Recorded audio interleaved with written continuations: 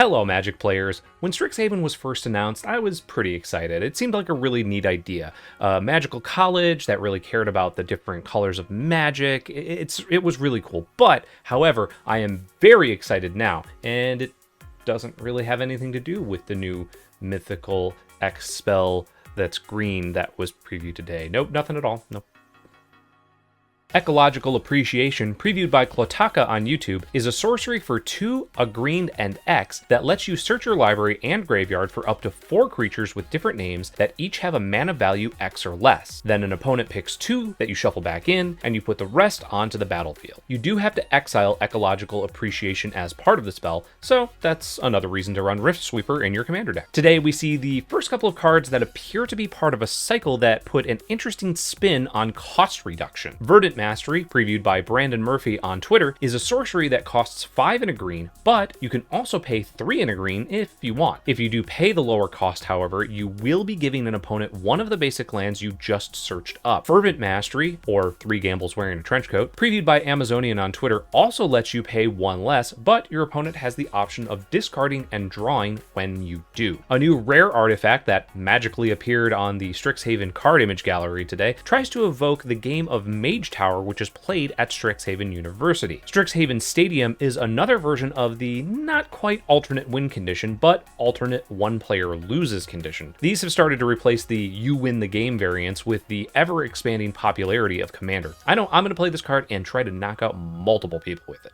The Magic homepage today celebrates the logically best college on Strixhaven, Quandrix. Quandrix Pledge Mage is a 2/2 that gains +1/+1 counters when Magecraft triggers. The uncommon we see today, Zimone Quandrix Prodigy, is another new legendary creature that cares about lands, but isn't as gratuitous as something like Tatiova or Hullen. And finally, Manifestation Sage cares about what green and blue care about the most, +1/+1 counters, and the number of cards in your hand. Make sure to pre-order your Quandrix cards, or whichever college you fit into, along with the sealed product over at starcitygames.com/previews. On Good Morning Magic today, Gavin Verhey probably crushed some people's dreams, but made others breathe a sigh of release as he revealed that the colorless cards in Strixhaven do not mean that the Eldrazi will be in the set. Gavin explained that the main reason the colorless spells were added to Strixhaven was to allow the learn and lesson mechanics to work no matter what color deck someone is playing. We can expect one more colorless spell in the set that hasn't been previewed yet, and we can expect more colorless cards in the future, although not very often. The MTG Arena announcements for this week pulled together an FAQ that explained how Mystical Archive cards will work in the program. A few points to note here are that your Mystical Archive cards will not be replaced with a wild card. The cards that are banned in Historic will not appear in store-bought packs until you have a complete set of all of the unbanned cards of the same rarity, and the same rules apply for when you would get a 5th or higher copy. It's just like a regular card, gaining you Vault Progress or Gems instead. We also know that MTG Arena Cube is returning this Friday, April 2nd, and the next 2 weeks of F&M at home will be Artisan